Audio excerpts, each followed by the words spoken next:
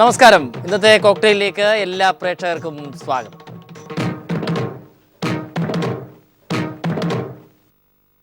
എങ്ങനെ കഴിഞ്ഞിരുന്ന മനുഷ്യനായിരുന്നു നമ്മുടെ അബ്ദുല്ല കുട്ടി. ഇപ്പോൾ ജീവിക്കാൻ വേണ്ടി വക്കീൽ പണിക്ക് പോകേണ്ട അവസ്ഥയിലാണ് ടിയാൻ. അബ്ദുല്ല കുട്ടി വക്കീൽ കോട്ടിട്ട് കണ്ടപ്പോഴാണ് ടിയാൻ സ്കൂളിലും കോളേജിലും ഒക്കെ പോയിട്ടുണ്ട് എന്ന് മനസ്സിലായത്. വക്കീൽ പണിയൊക്കെ വശമുണ്ടായിരുന്നിട്ടും പണ്ട് സരിത ഒന്ന് പേടിപ്പിച്ചപ്പോൾ 4 ലോ പോയിൻ്റ് പറഞ്ഞു കൊടുക്കാൻ കുട്ടിക്ക് കഴിഞ്ഞിരുന്നില്ല. എം പിയും MLA ഒക്കെയായി വിലസി നടന്നിരുന്ന കുട്ടിക്ക് കോൺഗ്രസ്സുകാർ നല്ല 8ൻ്റെ പണിയാണ് കഴിഞ്ഞ തെരഞ്ഞെടുപ്പിൽ കൊടുത്തത്. ഇനി രാഷ്ട്രീയ പണി നടക്കില്ലെന്ന് കുട്ടിക്ക് മനസ്സിലായി കാണണം. ജനങ്ങളെല്ലാം കൂടി നമ്മളെ നിയമനിർമ്മാണ സഭയിലേക്ക് പാർലമെൻറ്റിലേക്ക് അയച്ചു. അതിനുശേഷം തുടർച്ചയായി MP MLA ആയതുകൊണ്ട് കോടതിയിൽ വരാൻ നേരം കിട്ടിയില്ല. ഇപ്പോൾ ഒരു സ്വസ്ഥത കിട്ടി, നേരം കിട്ടി, ഇപ്പം കോടതിയിൽ വന്നിരിക്കുകയാണ്. ഇതൊക്കെ പഠിച്ചു വരുന്നേ ഉള്ളൂ. അല്ല, ഒരു കാര്യം ചെയ്യട്ടെ, ഈ തലശ്ശേരിയിലെ ഒരു തോൽവിയാണ് ആദ്യമായിട്ട് താങ്കൾക്ക് ഉണ്ടായത്. അതിന് മുമ്പ് താങ്കൾ എല്ലാം വിജയിച്ചതാണ്. ആ തോൽവി കഴിഞ്ഞതിന് ശേഷം ഇനി രാഷ്ട്രീയ പ്രവർത്തനം വേണ്ട, ഇനി അഭിഭാഷക വൃത്തി മതി എന്നുള്ള ചിന്തയിലേക്ക് മാറിയോ? അല്ലല്ല, രാഷ്ട്രീയ പ്രവർത്തനത്തിന് പറ്റിയൊരു പ്രൊഫഷനാണ് വക്കീൽ പണി എന്നുള്ളത് നിങ്ങൾക്ക് എല്ലാവർക്കും അറിയാലോ. അതുകൊണ്ട് അത് ഇതിൻ്റെ ഭാഗമായിട്ട് അല്ലല്ല, എന്തായാലും ഒരു ചെറിയ പാർട്ടി പ്രവർത്തനം ഇതിൻ്റെ കൂടെ എന്തായാലും ഉണ്ടാവും. ഇനി കോൺഗ്രസ് പാർട്ടി ഇവിടെ സജീവ പ്രവർത്തനത്തിലുണ്ടാവും, സജീവമായിട്ടുണ്ടാവും. അങ്ങനെ അബ്ദുല്ല കുട്ടി ഇനി ലോ പോയിന്റ് പറഞ്ഞ് പിടിച്ചു നിൽക്കും. പത്രക്കാരുടെ ചോദ്യങ്ങൾക്ക് ഉത്തരം പറയുമ്പോൾ അല്പം ലോ പോയിന്റ് ഒക്കെ അറിഞ്ഞിരിക്കണം. ഇല്ലെങ്കിൽ ഹസൻജിയുടേതുപോലെ ഒരു നയമെങ്കിലും അറിഞ്ഞിരിക്കണം. ചിരിച്ചുകൊണ്ട് സുധീരൻജിയെ ചീത്ത പറയാനുള്ള ഹസൻജിയുടെ കഴിവ് അപാരം തന്നെ. നമുക്ക് ഹസൻജിയോട് തന്നെ ചോദിക്കാം.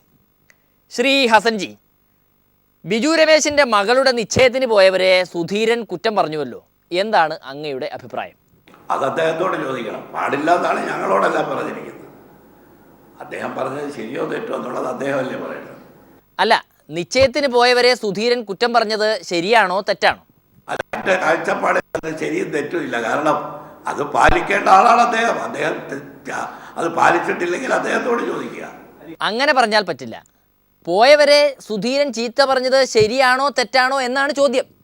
അല്ല, ഞാൻ പോയിട്ടും ഇല്ല, അതേക്കുറിച്ച് പ്രതികരിച്ചിട്ടുമില്ല. അതുകൊണ്ട് ഇനി അദ്ദേഹം പറഞ്ഞതിനെക്കുറിച്ച് എനിക്ക് അഭിപ്രായം പറയാൻ ബുദ്ധിമുട്ടാണ്. അല്ല, ഈ നിശ്ചയത്തിന് താങ്കളെയും വിളിച്ചു എന്നാണ് അറിഞ്ഞത്. പക്ഷെ താങ്കൾ പോയില്ല എന്നാണ് അറിയാൻ കഴിഞ്ഞത്. അല്ല, അതല്ലേ ഞാൻ പറഞ്ഞത്. ഇതൊക്കെ ഔചിത്യം എന്ന വാക്ക് പറഞ്ഞതുകൊണ്ട് ഞാൻ പറഞ്ഞു. അതെല്ലാം വ്യക്തിപരമാണ്. ആ കല്യാണത്തിന് പാർട്ടി തീരുമാനമൊന്നും ഇല്ലല്ലോ കല്യാണത്തിൽ പങ്കെടുക്കാൻ. കല്യാണ നിശ്ചയത്തിൽ ഓരോരുത്തരുടെയും സ്വാതന്ത്ര്യമാണ്. അവരുടെ ഔചിത്യം അനുസരിച്ച് അവർക്ക് തീരുമാനിക്കാം. ഞാൻ പോയില്ലാതേ ഉള്ളൂ. ഞാൻ പോയില്ല എന്നുള്ളതല്ലാതെ എനിക്ക് പോകാൻ തോന്നിയില്ല, പോയില്ല, അത്രയേ ഉള്ളൂ. അപ്പോൾ കല്യാണത്തിന് പോയത് ശരി, സുധീരൻ അവരെ കുറ്റം പറഞ്ഞത് തെറ്റ് എന്നാണോ? അല്ല, അത് പറഞ്ഞല്ലോ. അതിനെക്കുറിച്ച് ഒരു പരസ്യമായ അഭിപ്രായ പ്രകടനത്തിന് ഞാനില്ല. ഹൈക്കമാൻഡിന്റെ വിലക്കുള്ളതുകൊണ്ട് ഞാൻ അക്ഷരം പ്രതി അതിനെ വിലക്ക് പാലിക്കുകയാണ്. ഓ, അങ്ങനെയാണ്. അപ്പോൾ വിലക്കില്ലായിരുന്നുവെങ്കിൽ താങ്കൾ? വിലക്കില്ലെങ്കിൽ പറയുമല്ലോ, ഞാൻ പറഞ്ഞിട്ടുണ്ടല്ലോ. നിങ്ങൾ നേരത്തെ ചോദിച്ചതിനെല്ലാം പറഞ്ഞിട്ടുണ്ടല്ലോ. ഹൈക്കമാൻഡ് അങ്ങനെ വിലക്കിയാൽ പിന്നെ പറയാൻ പാടില്ലല്ലോ, അത്രേ ഉള്ളൂ. അല്ല, പിന്നെ ഈ പരാതിയൊക്കെ ആരോട് പോയി പറയാനാണ് ശ്രീ ഹസൻജി? ഹൈക്കമാൻഡിനെ കാണുമ്പോൾ പറയേണ്ടത്. അല്ല, അപ്പൊ ഇതിനെക്കുറിച്ചല്ല, ഇവിടെ നടന്ന എല്ലാ സംഭവങ്ങളെ കുറിച്ചും ഹൈക്കമാൻഡിനെ കാണുമ്പോൾ സ്വാഭാവികമായിട്ട് അവർ ചോദിച്ചാൽ ഉത്തരം പറയാറുണ്ട്. അല്ല, താങ്കൾ എന്തിനാണ് ഇങ്ങനെ ഉരുണ്ട് കളിക്കുന്നത്? കാര്യം നേരെ വാ നേരെ പോ എന്ന രീതിയിൽ അങ്ങ് പറഞ്ഞുകൂടെ? പ്രത്യേകിച്ച് റംസാൻ കാലമായതുകൊണ്ട് സത്യമേ പറയൂ എന്നെനിക്ക് നിർബന്ധമുണ്ട്. അതുകൊണ്ടാണ് നിങ്ങൾ എത്ര ചോദിച്ചാലും നോമ്പ് പിടിച്ചോണ്ട് എനിക്ക് സത്യം മാത്രമേ പറയാൻ കഴിയൂ. ഏതാ? ഞാൻ അതാണ് പറഞ്ഞത്, സത്യമേ പറയാവൂ എന്നുള്ളത് കൊണ്ട് ഞാൻ അതിനും ഉത്തരം പറയുന്നില്ല. നടന്ന സംഭവം എന്താണെന്ന് പറഞ്ഞാൽ സത്യമായി പോകില്ലേ, അതുകൊണ്ട് ഞാൻ പറയുന്നില്ല. ആയിപ്പോവും. അത് പോട്ടെ. തോൽവിയുടെ ഉത്തരവാദിത്വം ഏറ്റെടുത്ത് തമിഴ്നാട് PCC പ്രസിഡന്റ് രാജിവെച്ചു എന്ന ഒരു വാർത്ത താങ്കൾ കേട്ടല്ലോ, എന്താണ് അതേക്കുറിച്ചുള്ള അഭിപ്രായം? അത് കൊള്ളാം, അത് നല്ല കാര്യമാണ്. കാരണം അതൊരു നല്ല മാതൃകയാണ്. അതായത് ഇവിടെ അതിൻ്റെ ധാർമ്മിക ഉത്തരവാദിത്വം ഏറ്റെടുത്ത് ശ്രീ ഉമ്മൻചാണ്ടി രാജിവെച്ചതുപോലെ ഒരു നല്ല മാതൃകയാണ് ഇളങ്കോവൻ സൃഷ്ടിച്ചിട്ടുള്ളത്. അപ്പോൾ താങ്കൾ പറഞ്ഞു വരുന്നത് സുധീരൻജി രാജിവെക്കണം അല്ലേ? എന്നല്ലല്ലോ, ഒരു നല്ല മാതൃക ഞാൻ പറഞ്ഞല്ലേ ഉള്ളൂ, ബാക്കിയൊന്നും ഞാൻ പറഞ്ഞില്ലല്ലോ. നിങ്ങൾ പറയുമ്പോൾ നിങ്ങളായിട്ടല്ലേ. ഒരു രാഷ്ട്രീയക്കാരനായാൽ എന്തൊക്കെ സഹിക്കണം. നമ്മുടെ KC വേണുഗോപാലിൻ്റെ കാര്യം ഒന്നോർത്താൽ സങ്കടമാണ്. കമ്മീഷൻ്റെ മുന്നിൽ സരിതയുമായി ഒരു ബന്ധവുമില്ലെന്ന് ഏത്തമിട്ട് പറയേണ്ട സ്ഥിതിയിലായിപ്പോയി വേണുഗോപാൽ. അതെങ്ങനെ ചങ്ക് തുറന്ന് കാണിച്ചാലും ചെമ്പരത്തിപ്പൂവെന്നല്ലേ പറയൂ ഈ പത്രക്കാർ. അല്ല, ഇന്ന് ഞങ്ങളിതിന് പ്രത്യേകിച്ച് ഞാൻ ഒരു പെറ്റീഷൻ കൊടുത്തിരുന്നു. അതായത് ഇലക്ഷൻ തൊട്ട് തലേദിവസം തന്നെ എനിക്കെതിരെ അടക്കം ഡിജിറ്റൽ തെളിവുകൾ കമ്മീഷന് മുമ്പാകെ കൊടുത്തിട്ടുണ്ടെന്നായിരുന്നു മാധ്യമങ്ങളുടെ മുമ്പാകെ പറഞ്ഞത്.